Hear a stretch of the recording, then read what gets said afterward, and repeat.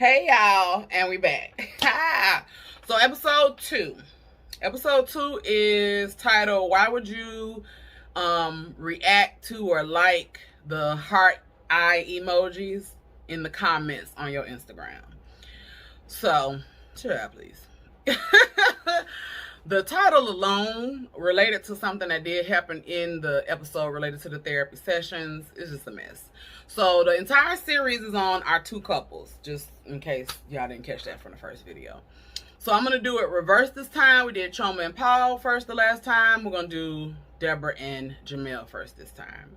Something that kind of disturbed me that Jamel said about Deborah was that he felt like she didn't respect his manhood. And you know, I may talk about the brothers sometimes, but I can definitely understand that. Like, that's got to be aggravating as a man if you feel like every word I say is questioned. You don't want to listen to what I say. You know, you don't want to hear what I have to say. You just don't respect me as a man. For me, y'all have been in a relationship for a year and you're having that kind of an issue of her not respecting your manhood. To me, that's a deep statement. That's big. That's huge. And you might want to just move to the left, my brother, because unless, I guess, maybe there's something she can work on to change it, I don't see you coming back from she doesn't respect my manhood. Deborah, the little Miss Prissy, honey, she's materialistic and she wants gifts. She wants to feel like a princess, and she says that Jamel does not do that for her anymore. Now, men, if you're going to start it out in the beginning, and if that's who she presents herself to be, I'm a princess, and I need gifts, and I need you to spoil me, you either need to know that this is what you are going to do for eternity, or you need to maybe find somebody who that's not their main focus. She likes really expensive gifts. She wants Louis bags and the sort. And Denise asked her, is it about the value of the gifts or is it the value of being given a gift? And she said it was a little bit of both. And I feel like that was bull.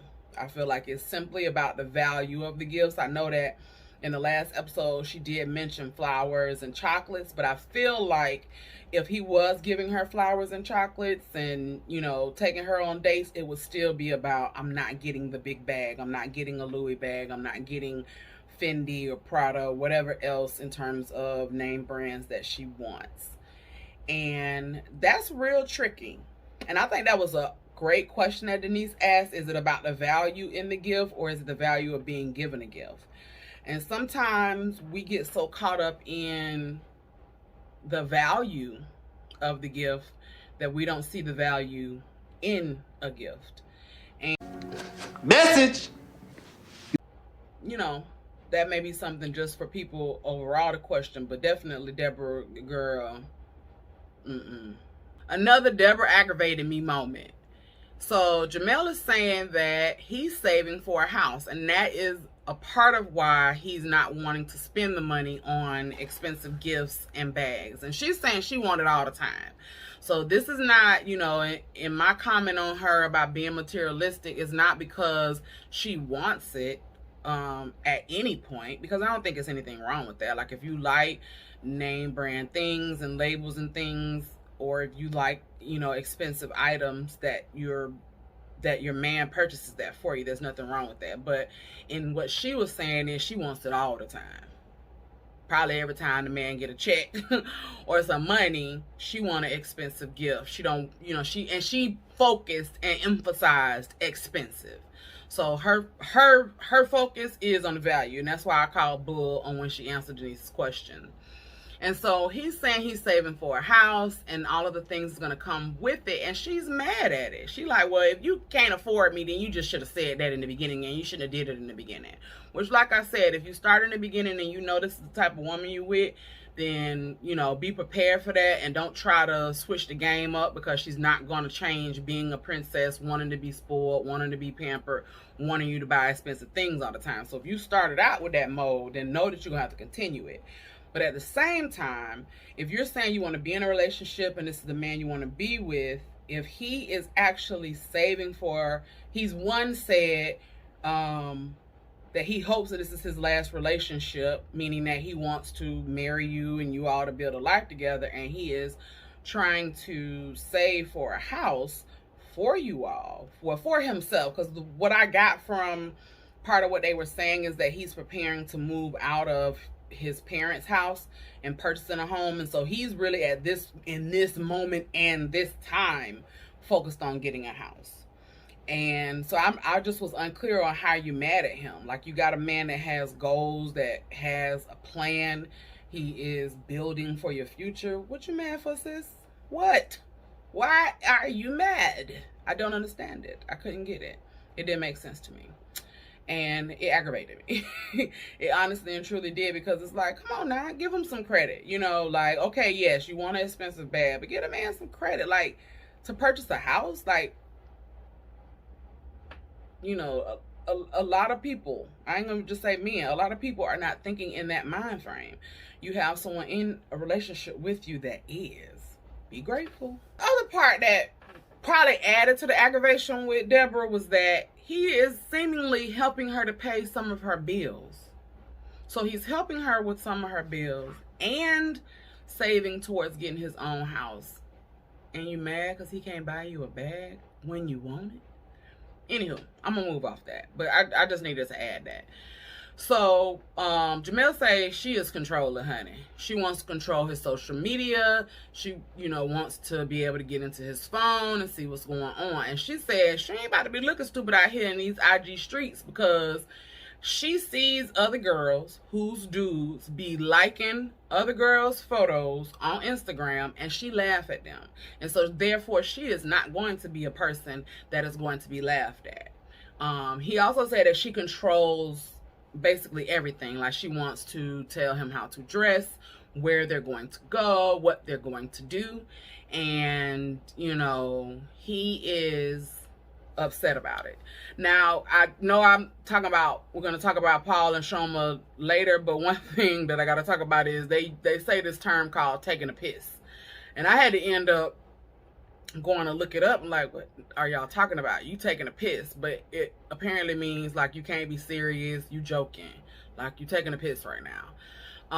But Jamel just was saying that, you know, basically Deborah is a spoiled brat and she gets on his nerves and she do too much and he don't like it. And I think that's part of also you questioning me as a man, questioning my manhood. Like, I can't dress myself. I can't choose the place for us to go to eat or go for us to do an activity as a couple. Like, come on now. What you got going on? She basically just wants him to do everything for her. Now, with her history of her saying that her dad had 4 girls and then a 5th, including her mom. He was the breadwinner. He treated them like princesses and spoiled them and pampered them. I understand where her thought comes from. And so, you know, if that's how you were raised, then it's understandable that that would be your focus.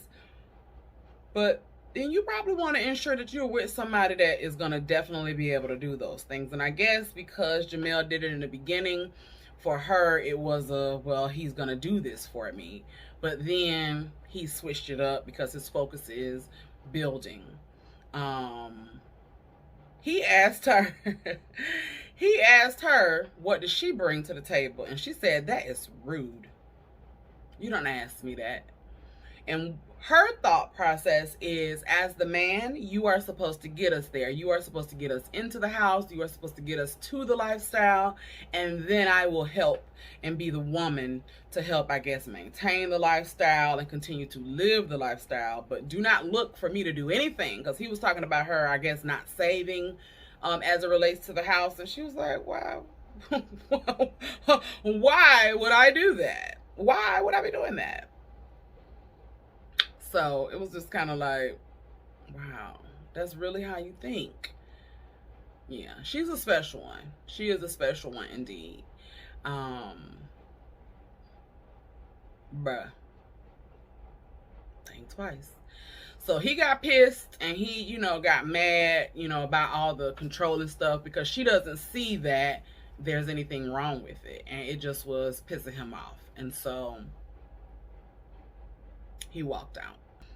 Paul and Shoma, child, just a lot of the same stuff from the last episode, but they're getting a little bit more in depth now. So they are actually the reason for the title about liking the comments on Instagram. So of course Deborah and Jamel had issues with social media and things of that nature, but Paul and Shoma are the real reason why. So Shoma, as I was telling you in the last episode, she's like an Instagram influencer.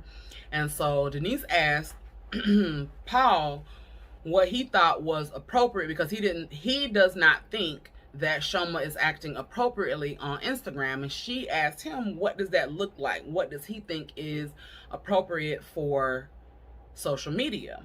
And he gave an example of a post that he thought was inappropriate, because again, remember, he feels like what she does reflects on the relationship, which in a way it does. If you're with someone and people know that you're with that person, everyone's aware that that is your man, your woman, your partner, your mate, and then you do some questionable things online, then yeah, that does reflect on your partner. But what he was saying was, one, he went to her friend's Instagram story. So we all know that stories are only there for 24 hours. He went to her friend's Instagram story, and on the video he saw Shoma basically twerking, and he did not like it. And Shoma's point was like, one, I didn't post it because I know who you are. Two, it wasn't like this was just a video of me twerking. My friend was videoing the space, and there was music, and I was dancing, i.e. twerking, and I was in the video. So it wasn't like I was just, purposefully, twerking, and I posted it on my page. She was like, I didn't even, sometimes when your friends take a video and you be like, oh, I look good, and that girl sent me that, and then you post it on your page. She didn't even do that because she already knows who Paul is, how he was going to feel, what his reaction was going to be. Shoma feels like Paul basically is a hypocrite because he has clients, remember, his high-end influencer, multi-value clients. He will take them out. They will go to a club. They will have bottle service. They will have girls. The girls are dancing. They are there. And she's like, that's embarrassing to us as a couple, but I know, I trust you, so I know that you're not going to be doing anything I know is for business. But I could be like, well, why do girls need to be there? You can't get more guys, So that was her whole point. Here she go with them threats again, but I'm just saying, she was like, I don't want him to get to a point where he ends up seeing what he's lost after he lost it, basically. And that's not a threat, I'm just saying. I mean, I get it, but I don't think you need to signify stuff like that. Like that, to me, that's just a statement. I know you just saying, and you want to make sure the person doesn't feel threatened by it, but that's just a fact. Do you want to get to a place where at the end of the day you see me and be like, dang, I lost her, that was a good woman? You don't.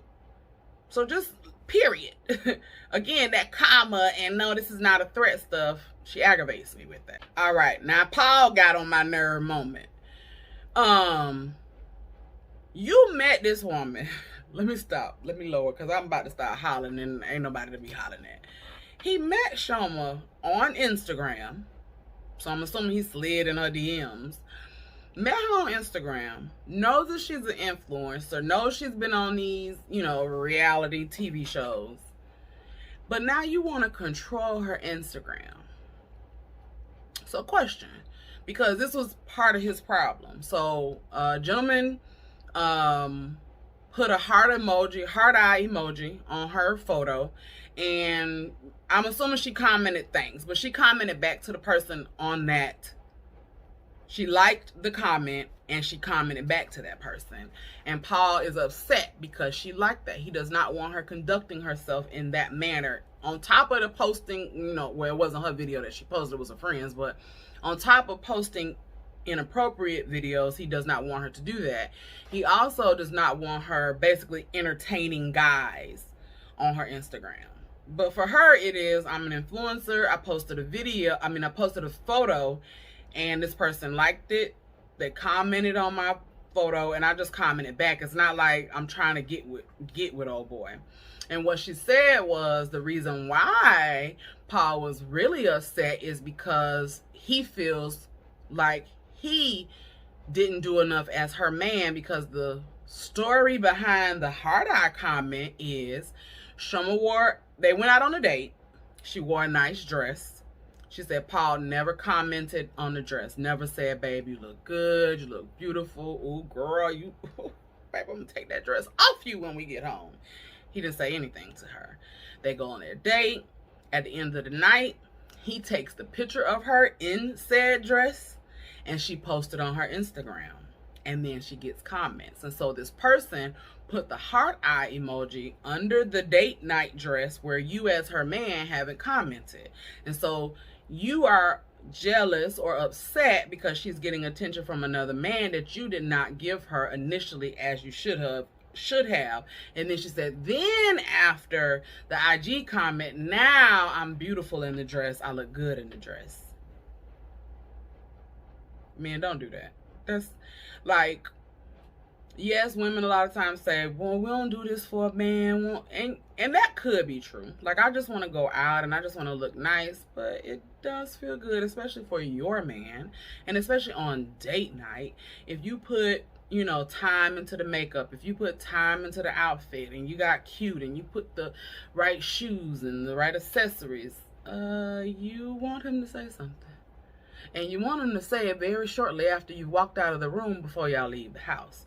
And then it would be nice if you say it a couple more times while we're at the dinner table, or while we're walking to the restaurant, or getting out the car. Let the girl know she looking good. Ooh, that booty juicy. Baby, them thighs looking right in them pants. Whatever. However you say it. Or, you look lovely, my dear. Any of that, honey. I mean, have you a sis moment to be like, girl, you slaying in that dress. I'm glad I'm with you. I'm glad ain't no other brother got you on his arm, honey, because you're doing it. Okay? So, Shoma just saying that she wants love and attention. She wants affection. She wants him to acknowledge that she's there. Like, he'll come in the house and he won't say anything. She was like, like, tap me on my butt or do something. Like, she want to know that as her man, you see her. Like, if you come in the house and I'm cooking in some short shorts, you got booty peekage all up and through this joint, you ain't gonna say nothing about my booty. You ain't gonna pinch it. You ain't gonna tap it. You ain't gonna, come up and rub your junk up against it. Like, bruh, for real. And this is when he was like, you're taking a piss. And I was like, because this was the first time that it was said, Jamel and Deborah came later on when Jamel said Deborah was taking a piss. But Paul initially said that Shoma was taking a piss about her wanting affection and the things of that nature. So he felt like she wasn't even being serious. So, and he didn't, this is the thing, he didn't back up that what she was saying was incorrect. He wasn't like, I pay you attention when I come in the house. It was just kind of like, girl, you tripping. Like, what the problem is. Shoma just finds it interesting that Paul doesn't follow her on Instagram anymore, and that he is so hell-bent on controlling her social media, what she posts, when that's where he met her. And he walks out because he's a baby. And she knew he was going to walk out. She just was like, I really didn't think it was going to come this soon in the session. And she went out and begged him, was begging him to come back. And you could see in the interaction of that moment when he walked out, he was in the hall and she went after him, like how she was looking at him, how he was looking at her. Like, you could tell that he loves her and he actually like has a respect for her word, because she was like talking to him calmly. They weren't, you know, yelling and screaming. She was talking to him calmly, asking him to come back in, like, don't do this, you know, we talked about this, etc. Like, basically, like, she was calming his little raging spirit. And I was like, oh, you know, you could see the love in their relationship at that moment. But it's just like he is an asshole. And she said it. She said Paul has changed since we moved in. He became an asshole, and moved in together. He became an asshole, and you know, he's just a mess. And he is. Like, when you watch it, if you decide to watch it, Paul is a hot mess. And just interesting. Just very interesting. Okay, y'all. Well, that was Blue Therapy episode number 2. Hope you enjoyed the review. Got some more coming for you. Episodes 3 through 5. We'll try to get those in here soon, in the next week or so. And y'all like, comment, subscribe, share. Tell your friends about your girl. I holla.